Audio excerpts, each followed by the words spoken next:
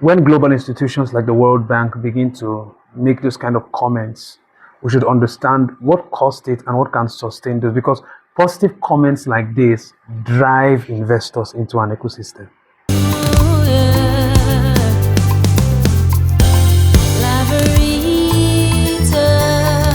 Good morning and welcome to another edition of Newspaper Review. This Wednesday, 4th February 2026. It's the midweek and we are glad to have you with us as we bring you fresh updates, inspiring conversations, in-depth sports predictions, and everything you need to stay informed and uplifted. Stay with us. On this day newspaper, World Bank, Nigeria now global reference for steady and credible reform. On the Daily Sun newspaper, vagabonds in PDP gone, says Makinde. On the Hope newspaper, Golden Jubilee, Ondo's greatness lies in human material resources, says Tinubu. On the Punch newspaper, electricity subsidy, federal government to deduct 3.6 trillion naira from federation accounts. On Nigerian Tribune newspaper, PDP crisis, Makinde fires another shot. On New Telegraph newspaper, U.S. immigration crackdown, 79 Nigerians, other Africans on criminal lists face deportation. Let's go on a short break, and when we return, we'll carefully analyze some of the major stories for today. Stay with us. One game in 9 states. Adekunle Komolafe Foundation presents table tennis competition for all gender, live in the city of Kano, Kaduna, Niger, Nasarawa, Kwara, Ekiti, Benue, Lagos, and FCT Abuja. Grand finale in Kaduna. Prizes to be won: first place 2 million naira, second place 1 million naira, third place 500,000 naira, and other consolation prizes. Date 9th to 26th of February 2026. For registration, visit www.laveritatv productions.com. For sponsorship, advert, and partnership, contact the following numbers. Adekunle Komolafe Foundation table tennis competition. Again, you can't miss. Welcome back on the show. Good morning, Mr. Wisdom. Good morning, Ms. Chris. Good morning. Thank you for joining us again. It's an honor. On this day newspaper, World Bank says Nigeria now global reference for steady, credible reforms. Okay, that statement was made by Anna Beard, and it's good. It's a positive statement. You see, when global institutions like the World Bank begin to make those kind of comments, we should understand what caused it and what can sustain this, because positive comments like this drive investors into an ecosystem. So she's representing the World Bank to a supposed, in some people's perspective, Nigeria is a failed country. But then you have somebody from the World Bank. These guys have access to data. They have access to, the resources that, that you can use to measure if a country is doing well or is on the right path or not. And then she's saying, we are, what was that statement? Now a global reference for steady and credible reforms. That's good news. Mind you, reforms are painful. They are painful, but they are necessary. And people that understand this, that's people that understand what growth demands. People like Anna Beard are beginning to tell us that, you guys are on a steady rise. And if you keep going, you can grow into a hub where investors and power players on the global stage will really want to commit into coming into your system and investing in opportunities, investing in your people. So it's a good one. Yeah, it's like a recommendation. A very good recommendation. Thank you very much, Mr. Wisdom. You're welcome. On the Hope newspaper, we see Ondo's greatness lies in human and material resources. Yes. Says the president. Yes. You see, Ondo is marking its 50th year since its creation, right? Yeah. Now, we should understand what that means. When we mark time alone, and then deceive ourselves that, hey, happy birthday to me. If the president is making this kind of statement, it's also he's more of like telling Ondo State, look, as much as you're celebrating 50 years, you should understand that You need to come up. You need to come up. Take that step forward. Grow beyond regional politics, regional reforms. Do you understand what I'm saying? Yeah. An institution in the US can look at Nigeria and the first place they want to come to is Lagos State. You know why? Because Lagos State is ever trying to rebrand itself. Yeah. Now, if every state in Nigeria can copy the Lagos State model, it will not just be a Lagos and Abuja thing or a Lagos, Abuja and a Port Harcourt thing. So Tinubu is saying, grow up. As much as you're celebrating 50 years growth, after all, whatever we are seeing in China today is just, 40 years old. Yeah. So if China can do that, Ondo State can do that. If Lagos State can become what it is today, Ondo State can do that. Yeah, he's telling them not just to count the years, but to also count the impact. Yes, and count the impact by recognizing the greatness in your people. True. In your people, because you see, it's only in Nigeria a governor will construct a road and then no. See, your task or your job description is to the people. Do you understand? So when we move beyond all this fake, applause we look for. He did roads, he did this one, he gave loans. But when you invest directly in your people, you can reap the benefit not just for 10 years. Because as you help one, that person helps. It becomes a chain reaction. Yeah, multiplies. Yes, that multiplier effect is felt across the state, and that is what the president is trying to get them to understand. And I believe the Ondo State people, they got the message. Thank you very much, Mr. Wisdom. You're welcome. On the Punch newspaper this morning, electricity subsidy, federal government to deduct 3.6 trillion naira from federation account. Okay. I think they are sharing this between the three states. No, they're sharing it between the federal, local, and state government and state government. Yeah. So let me help Nigerians understand. Electricity subsidy is not gone. It's not gone.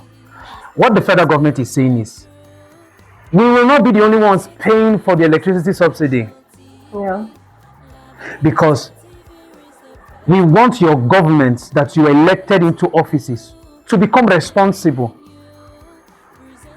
Because see, with this new reform, the price or the cost, what people begin to pay for electricity, that price, it will go up. Definitely. It will. That is when we will know if it is truly a leadership problem or otherwise. I don't know that you get. Yeah. That's what the president is trying to get Nigerians to understand. This is how much it costs to produce electricity. Let's not pad it, put it on the table. Federal government will pay this part. State government and the local, you pay this part. Already, do you know it costs? We're already paying very, very much for power. Are you aware? Yeah, I'm aware. Through fuels for generators. Yes. And we don't get to see the power. And we don't get to see it. So now if we are paying more by restructuring this subsidy stuff and we are not seeing power, that means it was never the power that had issue, it was leadership. Definitely. That's what the president said. So this 3.6 trillion is in a space of 3 years. 1.2 trillion per year. This year, next year, like that. Reforms are painful. Nigerians we can't grow with this. Hey, government should do this for me. We can't grow. We can't grow. And this is the right step to take. When you stabilize power, development, it's more like an organic thing. It will just come. True. It will just come. We strategize it. Put power. Okay, let's take for example a place like. Do you know any? I'm just trying to look for. Let me use Akwa Ibom State. For example, Uyo local government. Yeah. Now Uyo is now responsible for generating its own power, sustaining its own people. Now the governor will now say, okay, fine. Since the federal government is giving me 1.2 trillion, or a part of that 1.2 trillion is coming from the government, because that 1.2 trillion is for all states. They will share. Okay. You understand? So if the government is giving me a part of that 1.2 trillion, what do I need to do to make sure that my people don't hate me and they still get the power, although the prices may just go up a bit? He then begins to look at alternative source of generating power. It's like solar farms, a lot of ideas. It creates, it's a pool of opportunities. The private sector is going to blow up. just by these reforms, because people are going to be bringing alternative source of energy. Look, a lot of things are going to be happening. Hey, try my product. My product will sustain, will run your house 24/7, steady electricity. A lot of things are going to be happening. We should be looking at that. There are families that will literally have their own. Everybody will be well taken care of if we rise to the occasion. So subsidy is not gone; it's just restructured. I play my part as a federal government, state government. Play your part. Local government. If you're not enjoying life in your local government, don't go on to the state governor. It's on your local. Hold your local government chairman. Hold him responsible for it. That's why politicians are trying to fight it. They're like, let's not get on the president's bad side because they don't want to be responsible. So now we know who to be accountable. We know. It's not everything that we blame Abuja for. That's what Tinubu is trying to do. Don't blame the FCT for everything. You have leaders in your state, hold them accountable. Kaduna State that likes to throw the blame game. Now we will know.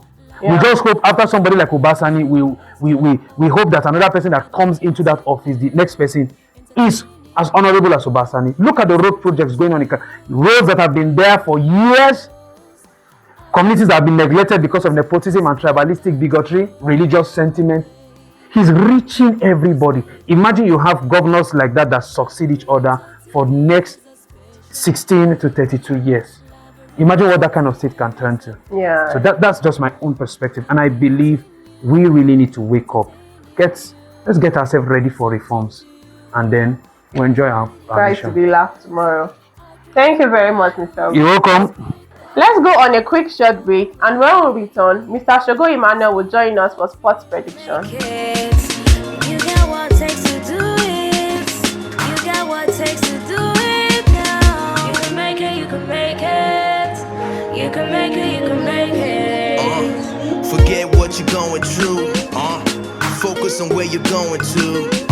Forget the numbers of times you fall. Look up and you can get up. Foes want you down. Father wants you up. Follow your dream and you gon' make it. Cause life is what you make it, my brother, and we gon' make it. My sister, you a diamond, they can never ever break you. Look up to the sky, let the most high elevate you.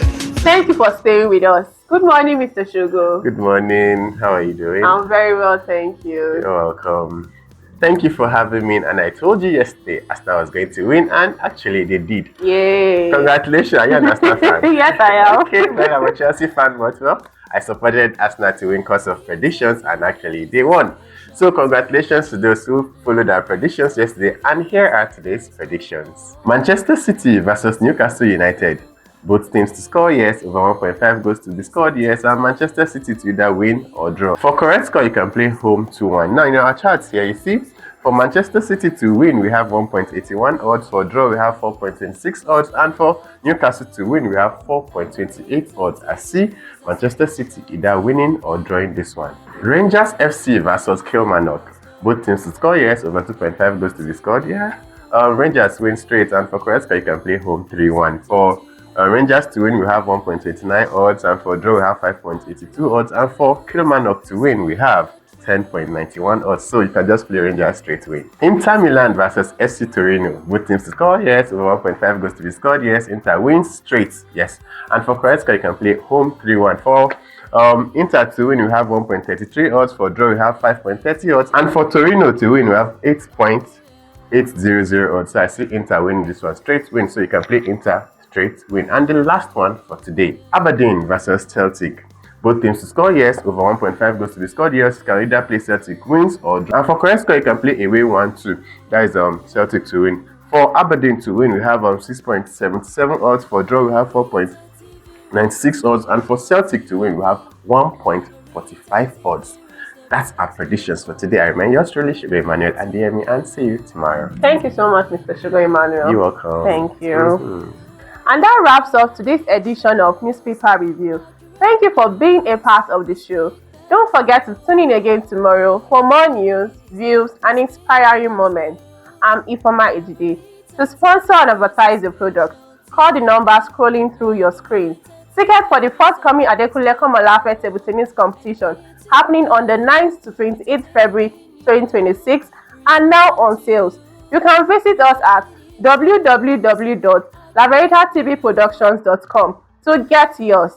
Follow us on all our social media handles for other trending news and entertainment displayed on your screen. Thank you again, and see you tomorrow.